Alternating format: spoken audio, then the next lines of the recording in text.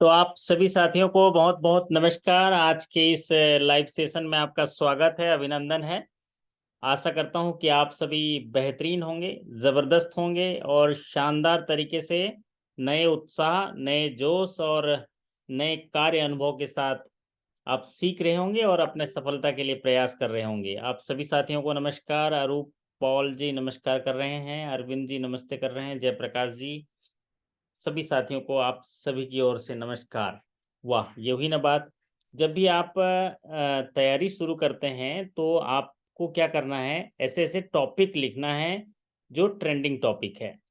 Trending topic लिखने से क्या होगा, जब हम कोई चीज़ लिखते हैं तो हमारी लिस्ट में आता है होमवर्क जैसा, कि इसको मुझे पढ़ना है और इसको पढ़ने के बाद उसके बारे में मुझे जानकारी रखनी है। और अगर कोई डाउट है उसके बारे में तो आप अपने ट्यूटर से और या सेशंस में या मुझे व्हाट्सएप में पूछ सकते हैं। तो जब तक आपके मन में सवाल पैदा नहीं होंगे, जब तक आपके मन में विचार पैदा नहीं होंगे, जब तक आपके मन में हलचल नहीं होगी तो कोई भी चीज़ नहीं बनेगा। आप मान के चलिए, अगर किसी विषय को लेकर आपके मन में विचार चल रहे हैं मतलब काम बन रहा है। अगर किसी विषय के बारे में सवाल पैदा हो रहे हैं मतलब काम बन रहा है।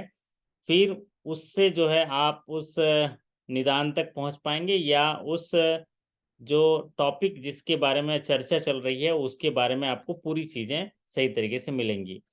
तो आप सभी साथियों को एक बार पुनः नमस्कार। शिखा जी, धर्मराज जी, सभी को नमस्कार। तो आज के सेशन में एक छोटा सा टॉपिक है, केवल एक ही चीज़ महत्वपूर्ण है लेकिन इसको जानने की बहुत ज़रूरी आपको इसलिए है जानना, क्योंकि इसका लाभ आप अधिक से अधिक ग्राहकों को पहुंचा सकते हैं।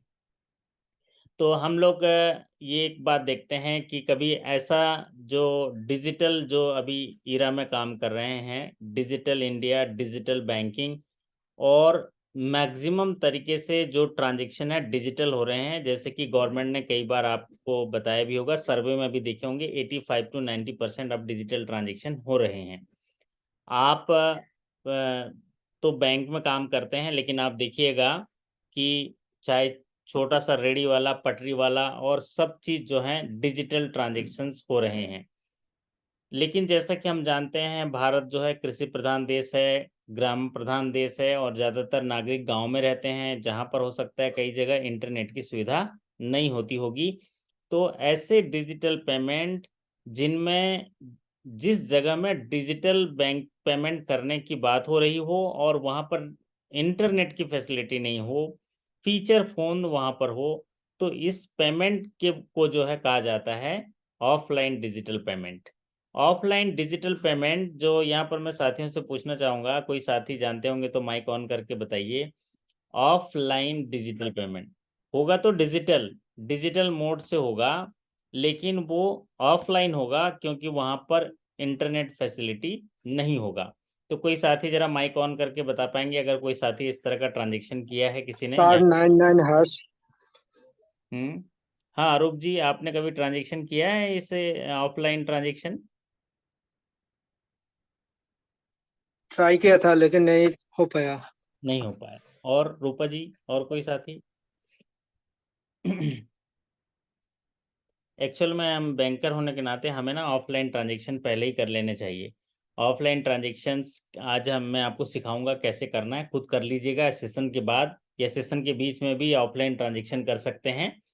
अपना इंटरनेट बंद करके, अपना इंटरनेट और वाईफाई बंद करके ऑफलाइन ट्रांजेक्शन कर लीजिएगा। एक स्मार्टफोन, एक फीचर फोन। तो भारतीय रिजर्व बैंक ने बीते दिनों एक महत्वपूर्ण फैसला लिया। इसका अनाउंसमेंट 24 अगस्त को किया है और 26 अगस्त से डिजिटल पेमेंट के बारे में भारतीय रिजर्व बैंक ने एक बड़ा फैसला लिया। भारतीय रिजर्व बैंक ने ये कहा कि जो छोटे मूल्य के डिजिटल पेमेंट हैं, जो बिना नेटवर्क के काम कर रहे थे, जिनकी सीमा 200 रुपये थी, अब कोई व्यक्ति बिना नेट कनेक्शन के फीचर फोन के माध्यम से 500 रुपये का एक भुगतान कर सकते हैं। पहली ये सीमा 200 रुपये थी, ये बात तो आप सभी लोग जान गए होंगे एक दिन पहले।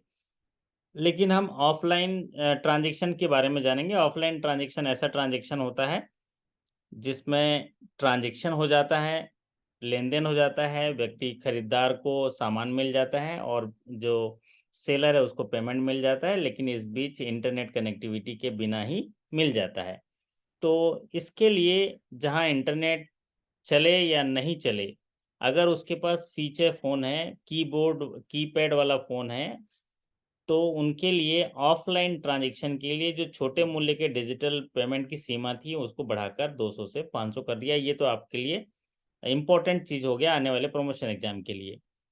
दरअसल भारतीय रिजर्व बैंक ने जितने भी बैंक हैं, non banking payment system operator हैं, पार्टिसिपेंट हैं, उन लोगों को सूचित किया कि जो भी छोटे मूल्य के भुगतान हैं, ज़्यादातर गांव में सब्जी लेने जाते हैं, कहीं जाते हैं, तो ये छोटे मूल्य के भुगतान की जो लिमिट है वो अब 500 कर दी गई है।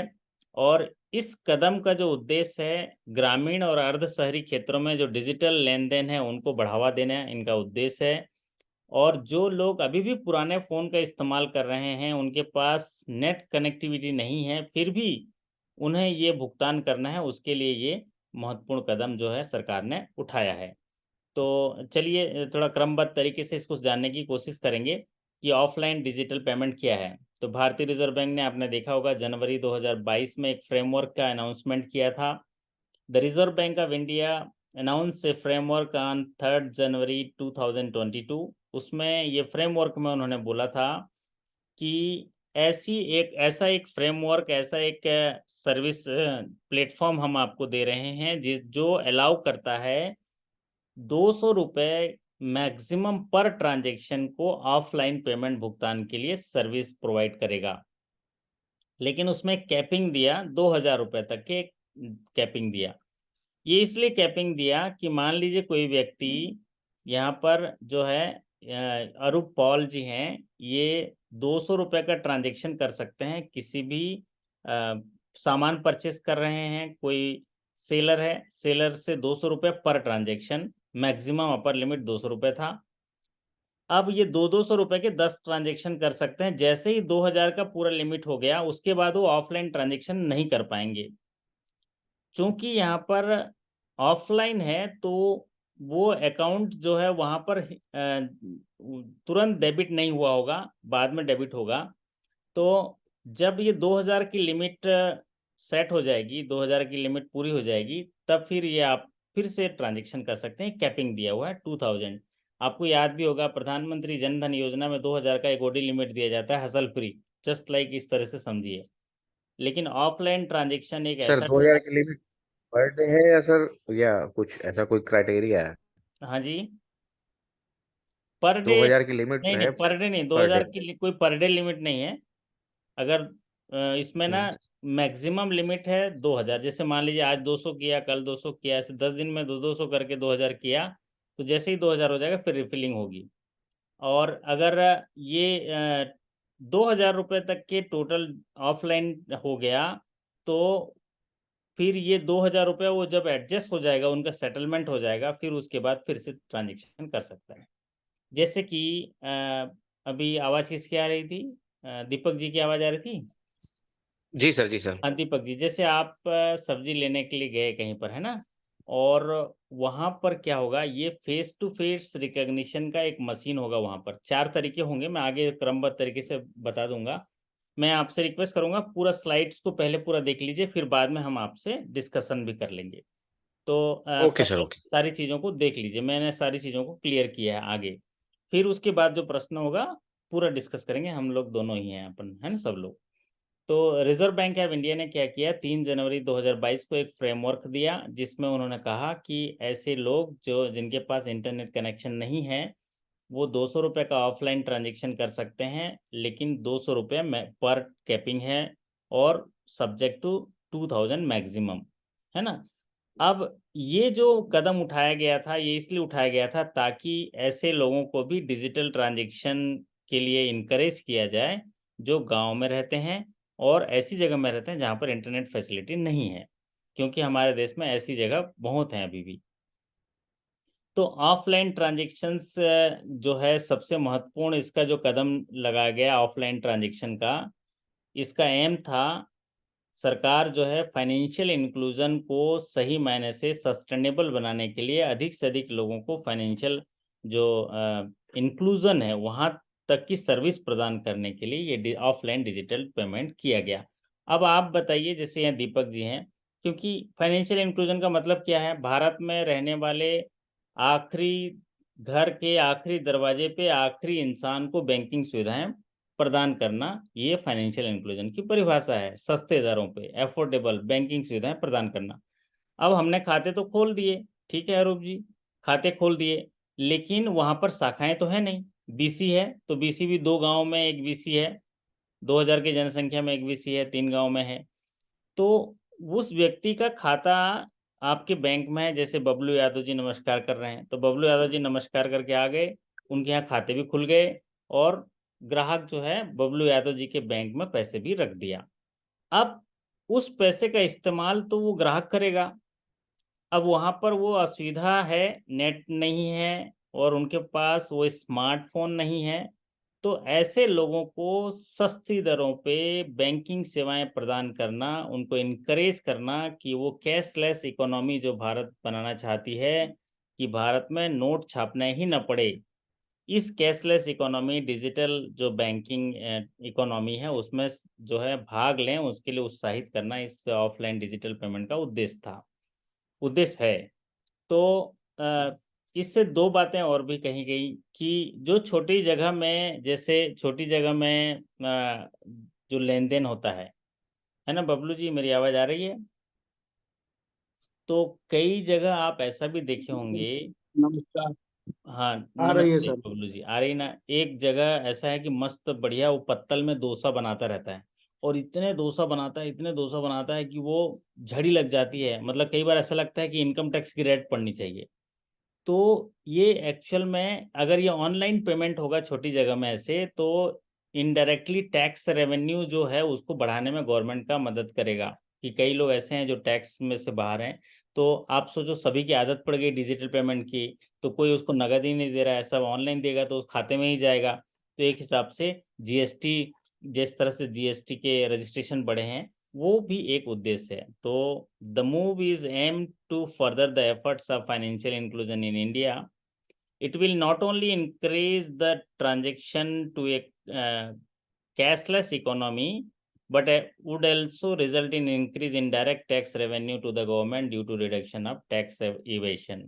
कई लोग हैं, बहुत ज़्यादा छोटी जगह में ऐसा होता है ना बबलू, उसका बहुत दुकान चलता रहता है ना, लेकिन वो जो है आपको लगता है कि इसका सामान बहुत बिक रहा है, तो वो अगर ऑनलाइन आएगा तो कितना, तो पता ही चल जाएगा, आजकल ट्रेस हो जाएगा। चलिए, अब ये ऑफलाइन डिजिटल पेमेंट क्या है? जैसे कि मैंने बताया था, एक ऐसा ट्रांजैक्शन जो बिना किसी इंटरनेट या टेलीकम्युनिकेशन कनेक्टिविटी, स्मार्टफोन के बिना ही ट्रांजैक्शन कर जाए, उसे ऑफलाइन ट्रांजैक्शन कहते हैं। ऐसा ट्रांजैक्शन जिसके लिए इंटरनेट कनेक्टिविटी की ज़रूरत नहीं हो और डिजिटल पेमेंट हो जाए, ऐसे ट्रांजैक्शन को ऑफलाइन ट्रांजैक्शन कहते हैं। A transaction which does not need internet telecommunication connectivity is referred to as an offline digital transaction। मान लीजिए ऐसी जगह में गए जहां नेट नहीं चल रहा है, जहां पर नेटवर्क नहीं चल रहा है, और वहां पर भी डिजिटल पेमेंट करेगा, वो ट्रांजैक्शन होता है ऑफलाइन ट्रांजैक्शन। जहां पर नेट काम करता है, जहां पर मोबाइल काम कर रहा है, वहां तो बहुत सारे आयाम हैं, लेकिन जहां पर मोबाइल काम नहीं कर रहा है, जहां पर आपका टेलीकम्युनिकेशन कनेक्टिविटी काम नहीं कर रहा है, ऐसी जगह में अगर कोई ट्रांजैक्शन करता है तो उसको बोलते हैं डिजिटल पेमेंट ट्रांजैक्शन। अब ऑफलाइन डिजिटल पेमेंट ट्रांजैक्शन जो होगा, इसके लिए आरबीआई ने दिशा निर्देश दिए हैं। उन्होंने कहा है कि जो पेमेंट होगा उसके लिए प्रॉक्सिमिटी मेथड दिया गया है, face to face method. Face to face method through any medium और instrument such as card, wallet, mobile device in the offline mode. तो जो पेमेंट होगा वो face to face proximity method का मतलब ये हुआ कि वो मोबाइल डिवाइसेस में के माध्यम से करेगा, या मोबाइल वॉलेट के माध्यम से करेगा, या कार्ड के माध्यम से करेगा। ऐसी जगह जहां पर इंटरनेट कनेक्टिविटी नहीं है, फिर भी कार्ड यूज होगा और उस मशीन से डेबिट होगा, और वॉलेट से पेमेंट हो जाएगा। अभी वो नेटवर्क वहां पर नहीं है, मोबाइल डिवाइसेस से यूज हो जाएगा, अभी वहां नेटवर्क नहीं है। इसको बोला गया है ऑफलाइन डिजिटल पेमेंट। तो फेस टू फेस मेथड का मतलब है कार्ड हो गया, कार्ड रखेगा वहां पर, वॉलेट हो गया या मोबाइल डिवाइसेस हो गया। आगे और डिटेल से हम समझेंगे। रिजर्व बैंक ऑफ इंडिया कहता है कि ये जो ट्रांजैक्शन है ये एडिशनल फैक्टर ऑफ ऑथेंटिकेशन के माध्यम से होंगे। एडिशनल मेथड ऑफ ऑथेंटिकेशन का मतलब ये होता है जैसे मोबाइल में जो पिन नंबर होते हैं, एसएमएस होता है, और ये एसएमएस जो होते हैं ये इसके माध्यम से भी ये कंफर्म होंगे। और कार्ड से जो पेमेंट करेगा उस समय कार्ड से एसएमएस नहीं आएगा तो भी ये उसमें कोई पिन यूज होगा, एडिशनल फैक्टर ऑफ ऑथेंटिकेशन होगा। आगे इसको आप डिटेल समझ जाएंगे कि कैसे ऑथेंटिकेशन करेंगे, क्योंकि ये फैसिलिटी अवेल करने के लिए पहले वन टाइम एक आपको स्ट्रक्चर में सेट करना होगा, फिर उसके बाद आप पेमेंट करेंगे। आगे मैं समझाऊंगा आपको किस तरीके से होगा। अब इसका एक महत्वपूर्ण, सिर्फ यही स्क्रीन आपके इस पूरे सेशन में इंपॉर्टेंट है, लेकिन आज आप ऑफलाइन ट्रांजैक्शंस को अच्छे से जान पाएंगे, सीख जाएंगे। तो जो परिवर्तन हुआ है, पहले पर ट्रांजैक्शन 200 की कैपिंग थी, अब पर ट्रांजैक्शन उसको 500 कैपिंग कर दिया। यानी एक ट्रांजैक्शन 500 रुपए तक ऑफलाइन कर सकते हैं और अधिकतम जो ट्रांजैक्शन है 2000 करेंगे। मान लीजिए 500 के 4 ट्रांजैक्शन कर दिए, 2000 हो गया, तो अगला ट्रांजैक्शन नहीं कर पाएगा। वो अगला ट्रांजैक्शन तब होगा जब वो रिफिल हो जाएगा या उस अकाउंट से वो सेटल हो जाएंगे, तब वो कर पाएंगे। इसको बोलते हैं, ये नया जो रिफिल जो नया जो ये इंक्रीज किया है लिमिट, वो है 500 रुपये पर ट्रांजेक्शन 26 अगस्त 2023 को। पहले ये 200 था। तो बस यही जान लेने से आपका प्रमोशन एग्जाम निकल जाएगा, लेकिन आगे हम जानेंगे कि कैसे कैसे उपाय कर सकते हैं। एक नया यूपीआई जो भारत सरकार ने 9 मार्च 2022 को स्टार्ट किया, उसको नाम दिया गया यूपीआई 123 पे। यहाँ पर जरा बताएं, जरा कितने साथी इसके बारे में जानते हैं यूपीआई 123 पे। यूपीआई 12 किसी का आवाज नहीं आ रही, बोल रहे हैं चंदन जी, है ना? आवाज आ रही है? कोई साथी? बबलू जी, आवाज आ रही है मेरी? तो यूपीआई 123 पे की शुरुआत की गई जो है 9 मार्च 2022 को, और 9 मार्च 2022 को आरबीआई ने एक नया डिजिटल पेमेंट फीचर लॉन्च किया, जिसको डिजिटल यूपीआई ट्रांजैक्शन के साथ कोलैबोरेट करने के लिए एनपीसीआई को, ये एनपीसीआई ने लॉन्च किया, national payment corporation of India. तो एक नया डिजिटल पेमेंट फीचर लाया गया मोबाइल में, यूपीआई 123 पे। यूपीआई 123 पे जो पे है, ये एक ऐसा जो है सिस्टम लाया जो नॉन स्मार्टफोन यूजर्स, यहाँ पर तो जितने सारे लोग हैं सब स्मार्टफोन यूजर हैं, और ज़्यादातर लोग स्मार्टफोन यूजर हैं, लेकिन ऐसे लोगों के लिए फीचर लाया जिनके पास नॉन स्मार्टफोन यूजर हैं, जिनके पास फीचर फोन है और वो विदाउट इंटरनेट यूपीआई पेमेंट करना चाहते हैं, उनके लिए यूपीआई 123 पे आया। यूपीआई 123 पे इनका नाम दिया गया, और ये फीचर लाया गया उन नागरिकों के लिए, उन लोगों के लिए जो स्मार्टफोन यूज नहीं करते हैं और जिनके पास इंटरनेट नहीं है। तो ये जो यूपीआई 123 पे है, ये किस तरीके से काम करता है अभी हम लोग सीखेंगे। और इसको जो है पॉपुलर करने के लिए यहाँ पर बहुत सारे जो है आप जब जानेंगे रूरल बैंक में, अब ज़्यादातर जो यूपीआई एक बार सेट करते हैं, तो इसमें जो है ऐसे लोगों के लिए बहुत अच्छा है जिनके पास स्मार्टफोन नहीं है और जिनके पास नेट नहीं है। तो इसका प्रोसीजर इस स्क्रीन पर देखिए। अभी जब आप ये सेशन खत्म हो जाएगा तो इस स्क्रीन के आधार पर अपने अपने मोबाइल फ़ोन से भी ये प्रोसीजर फॉलो कर लीजिएगा, आपको पेमेंट ट्रांजैक्शन सक्सेसफुल हो जाएगा। तो how to make UPI payment without internet. अगर आप यूपीआई पेमेंट करना चाहते हैं, आपके पास इंटरनेट नहीं है, तो आपको एक जो वॉइस कॉलिंग सिस्टम होता है उसमें कॉल करना है एक नंबर पे 08054163666। ये नंबर पे कॉल करिए। जैसे ही कॉल करेंगे वहाँ से ऑडियो ऑटोमेटिक इंस्ट्रक्शंस आ जाएगा और फिर बोलेगा manage your account, press hash to manage your account.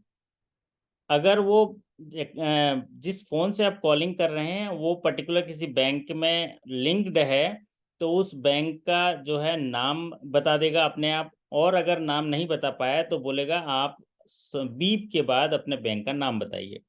तो आप बीप के बाद अपने बैंक का नाम बता देंगे तो अपना बैंक आ जाएगा, कन्फर्म कर दीजिएगा। तो कन्फर्म करने के बाद आपका यूपीआई क्रिएट हो जाएगा और आपका पासवर्ड भी सेट हो जाएगा। मतलब वो खुद बोलेगा कि आप जो है ये अकाउंट जो है आपका इस बैंक के साथ, पंजाब नेशनल बैंक के साथ कनेक्टेड है। और अगर कनेक्टेड नहीं है तो बोलेगा आप अपने बैंक का नाम बता दीजिए। तो अब एक साउंड आएगा, उसके बाद अपने बैंक का नाम बता देंगे। फिर कंफर्म कर दीजिएगा। कंफर्म करना है तो 1 दबा दीजिए, दोबारा सुनना है तो 2 दबा दीजिए। इस तरह का मैं आपको बता रहा हूँ कि जब कॉल करने के बाद बोलेगा पहले हिंदी में सुनना चाहते हैं तो 1 दबाइए, इंग्लिश में सुनना चाहते हैं तो 2 दबाइए। तो आप एक सेट करेंगे तो वो बोलेगा कि आपकी सुविधा के लिए ये भाषा को जो है दर्ज कर दी गई है, अगली बार जब भी आपसे बात की जाएगी उसी भाषा में की जाएगी। फिर आप बैंक का नाम कंफर्म करने के लिए 1 दबाइए, दोबारा सुनने के लिए 2 दबाइए। इस तरह से बात करेगा। तो ये नंबर है 8045163666। इसको कॉल करेंगे उस नंबर के साथ जिस नंबर में आप बैंक से कनेक्ट है। तो आपका एक बार कंफर्म हो जाएगा और कंफर्म होने के बाद फिर आपका जो है वो फ़ोन जो है उस फीचर के साथ लिंक्ड हो जाएगा जो यूपीआई आप कर सकते हैं। फिर बोलेगा कि set your UPI pin by using your debit card. तो जब भी ये वन टाइम जो उसको सेट करते हैं यूपीआई पिन, तो उसमें एक ऑथेंटिकेशन होता है जिसको मैंने पहले स्क्रीन पर बताया था कि एडिशनल फैक्टर ऑफ ऑथेंटिकेशन। मतलब उस मोबाइल नंबर के साथ कोई भी नए आदमी को मिल जाएगा, तुरंत चालू नहीं कर पाएगा। उसके लिए पहला आपको एक डेबिट कार्ड से पिन सेट करना होगा। डेबिट कार्ड का पीछे का 6 डिजिट नंबर, फिर सीवीवी नंबर और पिन डालना पड़ेगा। कंफर्म हो जाने के बाद आप अपना यूपीआई बना लीजिएगा। अगर वही नंबर से स्मार्टफोन में पहले ही कोई यूपीआई सेट किया हुआ है तो उसको ये सेट करने के लिए नहीं बोलता है, बोलता है आप ऑलरेडी यूपीआई सेट है बोलेगा, क्योंकि आपका मोबाइल नंबर तो सेम है और आप स्मार्टफोन में यूपीआई चलाते हो। तो इस फीचर में क्या बोलेगा कि आप आपका यूपीआई ऑलरेडी सेट है, पिन नंबर आपको दोबारा करने की जरूरत नहीं, आपका यूपीआई पिन डाल दीजिए बोलेगा। और अगर आप पहली बार जैसे गांव का कोई व्यक्ति के किसी ग्राहक का आप सेट कर रहे हो जिसके पास स्मार्टफोन नहीं है, तो उसके लिए पहली बार में डेबिट कार्ड से सेट हो जाएगा। और हम वो पेमेंट सीख रहे हैं जिसके लिए इंटरनेट फैसिलिटी नहीं है। तो जैसे ही यूपीआई पिन सेट हो जाएगा, यूपीआई पिन से आप लॉगिन करेंगे।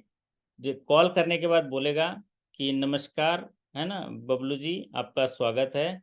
आप पेमेंट करना चाहते हैं, बैलेंस जानना चाहते हैं कि क्या करना चाहते हैं? तो आप भुगतान करना चाहते हैं, भुगतान करेंगे तो बोलेगा कि आपका ये जैसे चौथा नंबर वाला देखिए, choose specific service, money transfer और बैलेंस चेक। तो आपने बोले पैसा ट्रांसफर करना है, किसको करना है? बबलू जी को करना है। तो फिर बोलेगा कि आप अपना जो है लिंक्ड बैंक सेलेक्ट करो, क्योंकि ऑलरेडी वो आ जाएगा वहाँ पर। लिंक बैंक आपका यहाँ है, इस नंबर से आप भेजना चाहते हैं। आपका मोबाइल नंबर डायल करिए और डायल करने के बाद वो जान लेगा कि आपका मोबाइल नंबर है ये पंजाब नेशनल बैंक से डेबिट हो रहा है, कंफर्म करिए। एक कंफर्म करने के बाद फिर उसके बाद बोलेगा उस व्यक्ति का मोबाइल नंबर डालिए जहाँ पर पैसा भेजना चाहते हैं। तो आप बबलू जी का मोबाइल नंबर डाल दीजिएगा। फिर उसको कंफर्म करने के लिए 1 दबा दीजिएगा। फिर बोलेगा कितना पैसा ट्रांसफ़र करना चाहते हो, तो अमाउंट डाल दीजिएगा। फिर उसके बाद आपका यूपीआई पिन डाल दीजिएगा, कंफर्म कर दीजिएगा।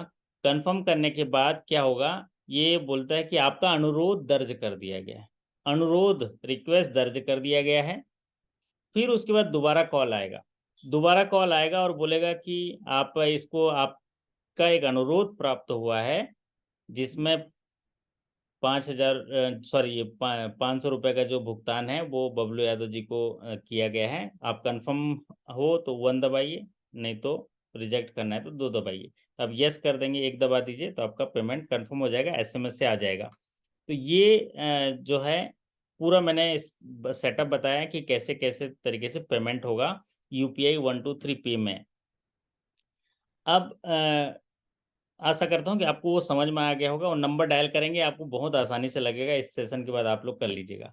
तो 4 तरीके हैं जिसमें यूपीआई ट्रांजैक्शन होंगे। एक मिस्ड कॉल अलर्ट फैसिलिटी है।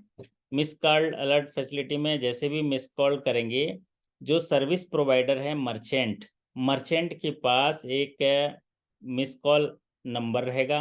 उस कॉल पे आप अगर कॉल करेंगे, मिस कॉल करेंगे, तो वहाँ से एक कॉल आ जाएगा और बोलेगा कि इस नंबर पे आप कितना रुपए भेजना चाहते हैं, और उस रुपए को भेजने के बाद आप उसमें पिन नंबर डालेंगे, ट्रांजैक्शन का अमाउंट डालेंगे, और अमाउंट डालने के बाद आप उसको कंप्लीट करेंगे। कंप्लीट करने के बाद जो है आपका वो मिस कॉल अलर्ट जो है वो उसमें से डेबिट कर लेगा पैसे को और आपको एसएमएस भेज देगा। तो ये सिस्टम जो है मिस कॉल अलर्ट से है। दूसरा सिस्टम होता है आपका ऐप के माध्यम से।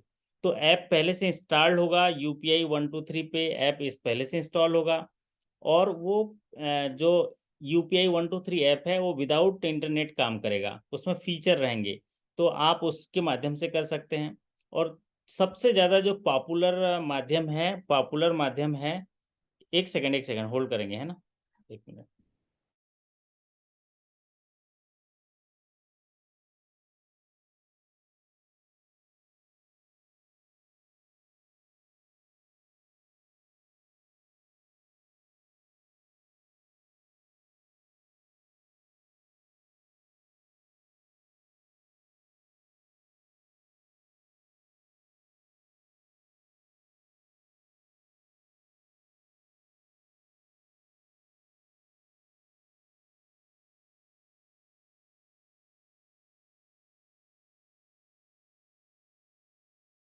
हाँ, तो सबसे ज़्यादा जो पॉपुलर एक जो अभी यूपीआई में चल रहा है ट्रांजेक्शन, वो है इंटरेक्टिव वॉइस रिस्पॉन्स, आईवीआर बोलते हैं।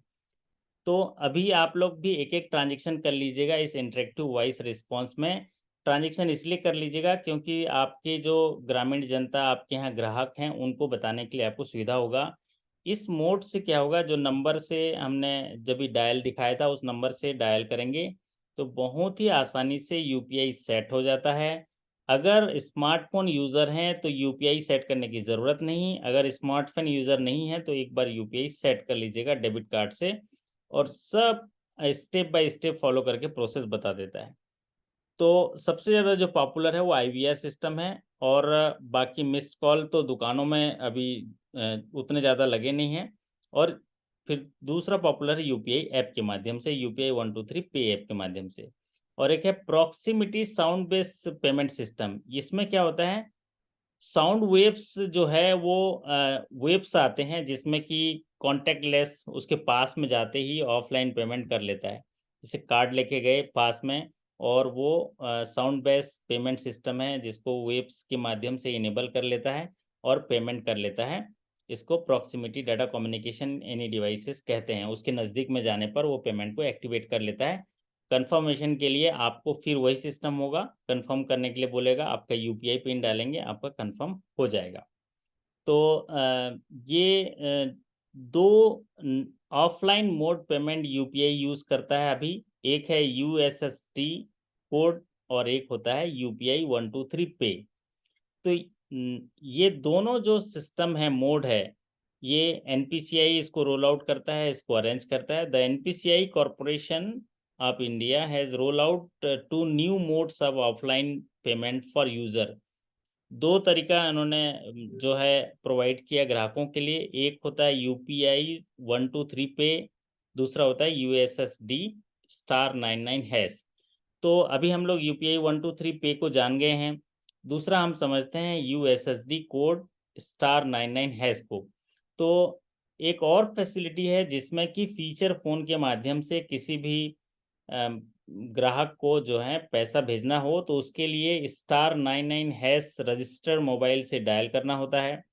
जैसे ही *99# जिसको यूएसएसडी कहते हैं, और यूएसएसडी के माध्यम से आप लोग पहले भी जानते होंगे, ये पहले आया था यूएसएसडी, और अभी जो यूपीआई 123 है वो अभी आया हुआ है।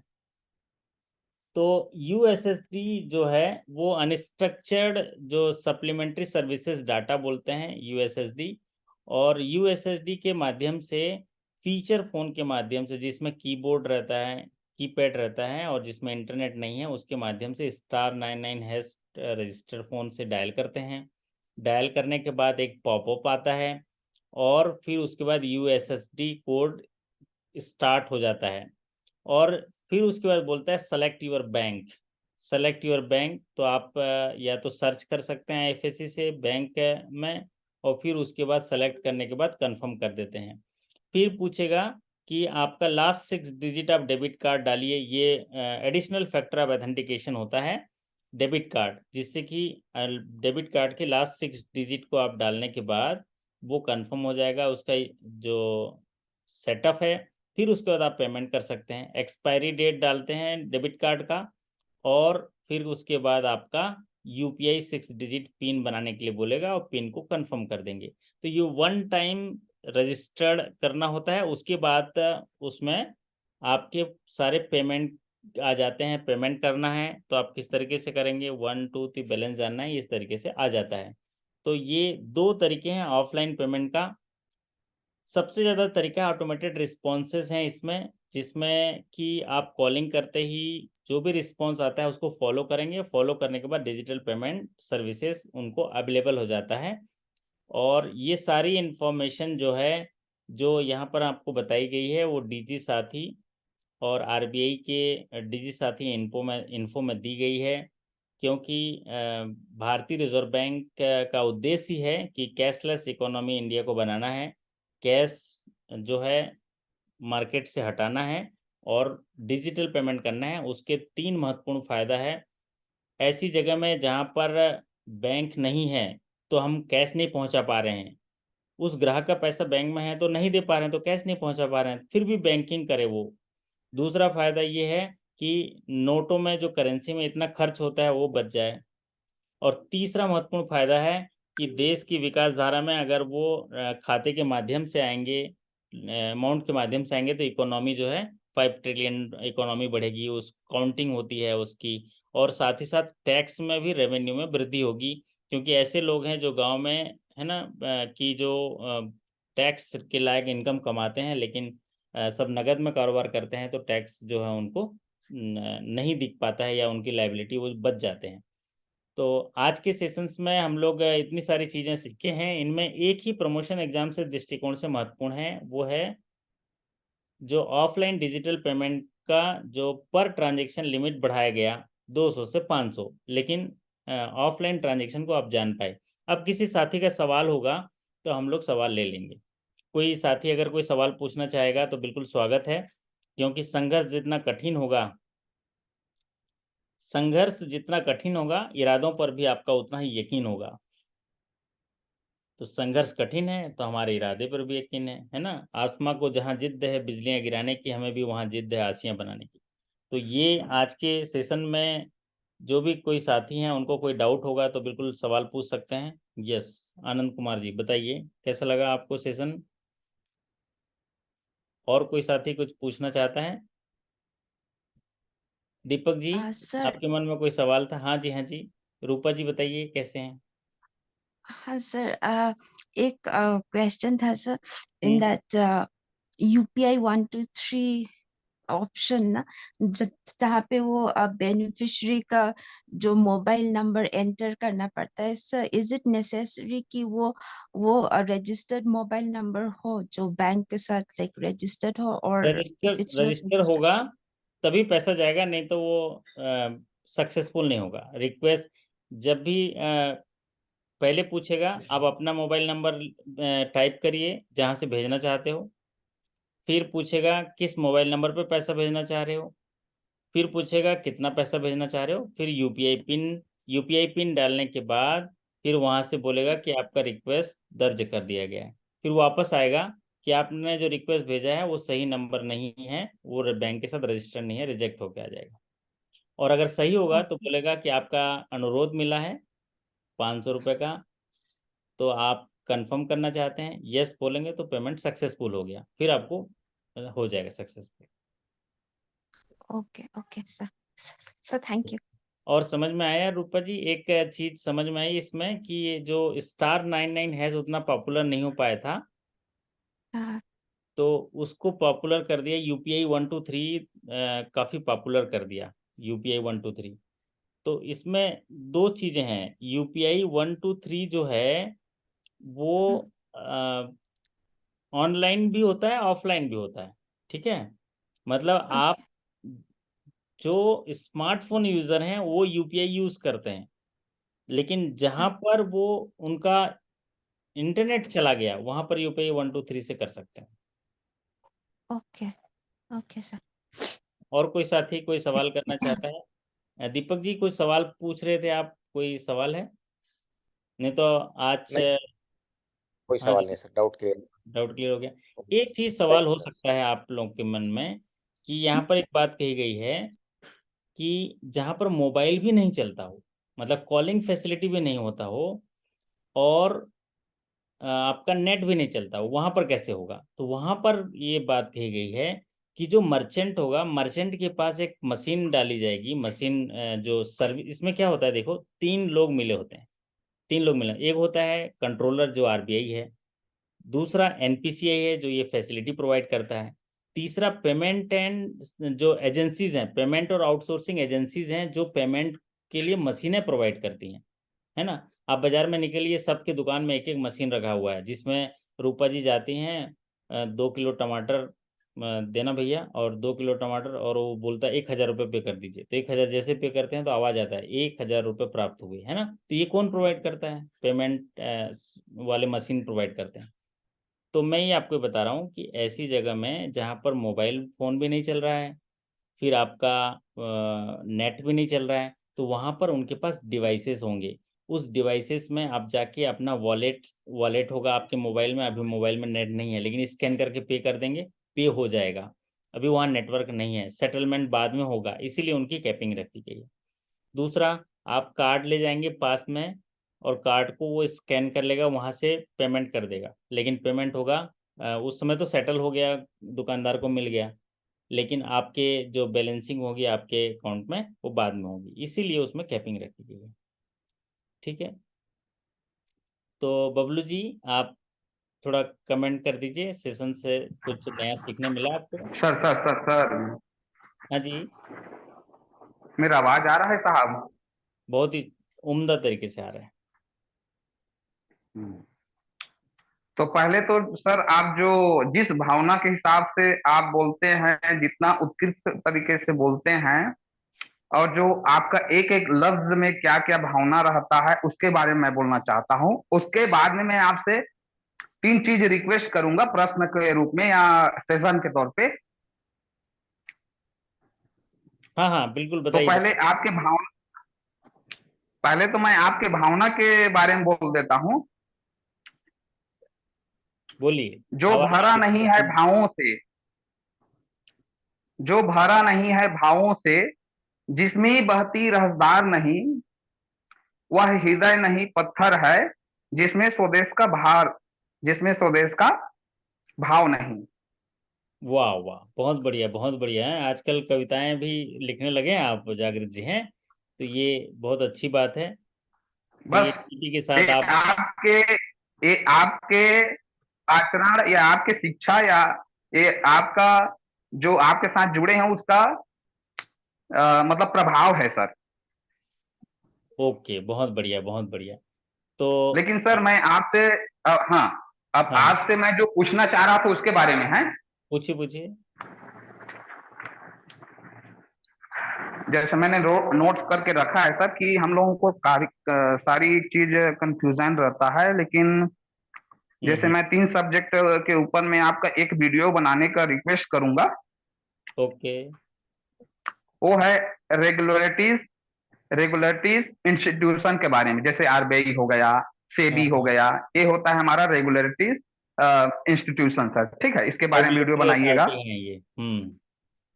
ये इसको बोलते हैं हम्म। स्टेटूटरी बॉडी है, और ये दूसरा है सर। स्टेटूटरी बॉडी है।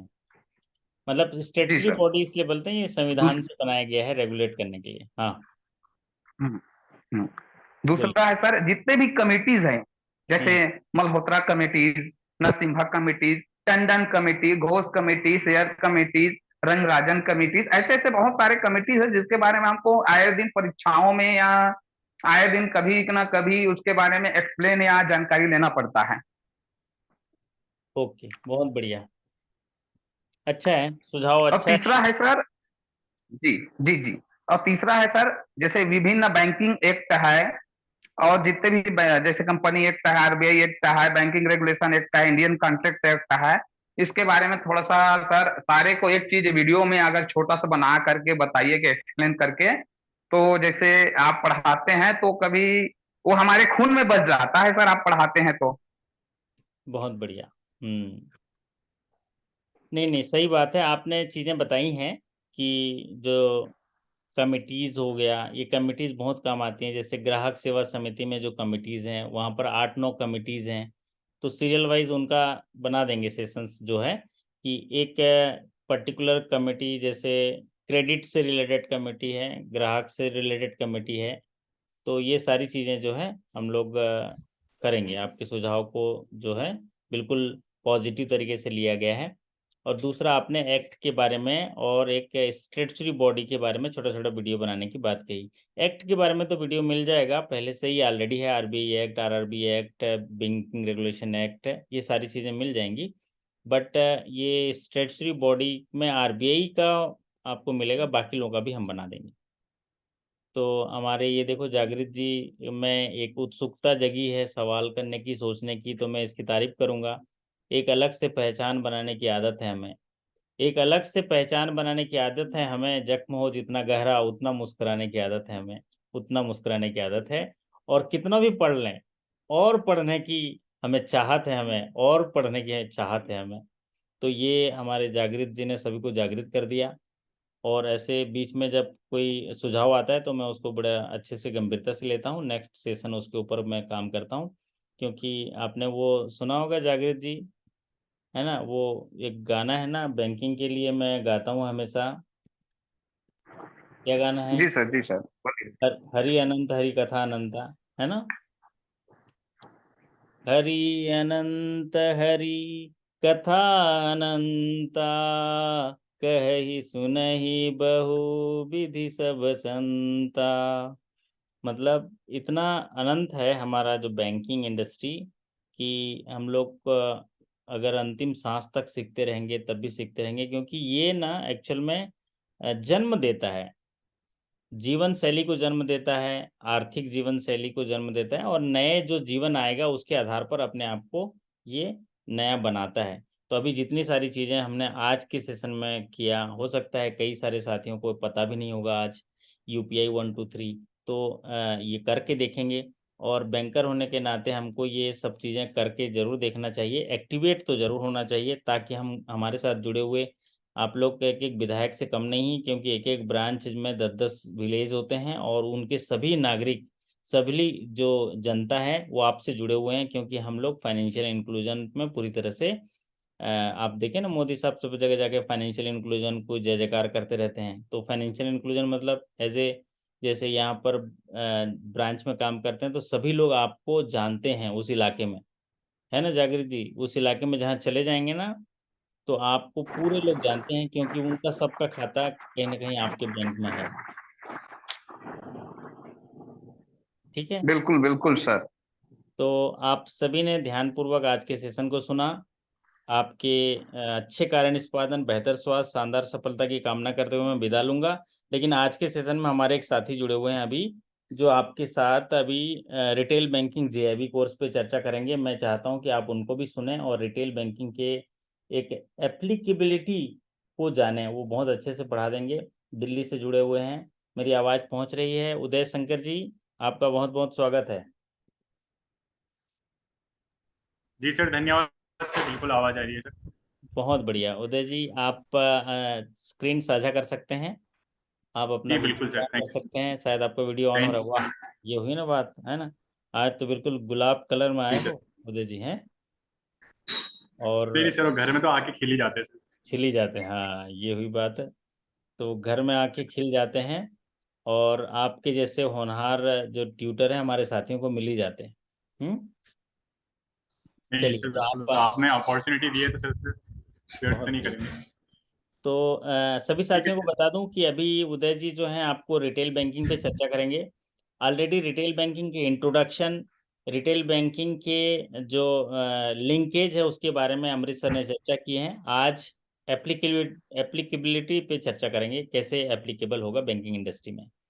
तो आप सभी साथियों को हौसला देते हुए मैं आप सभी से विदा लेता हूँ। फिर मुलाकात करेंगे अगले सेशन में। यूं ही सीखते रहिए, जीतते रहिए, मुस्कुराते रहिए, ठीक है। और पढ़ने के लिए फिर रोज रात को मिलते रहिए।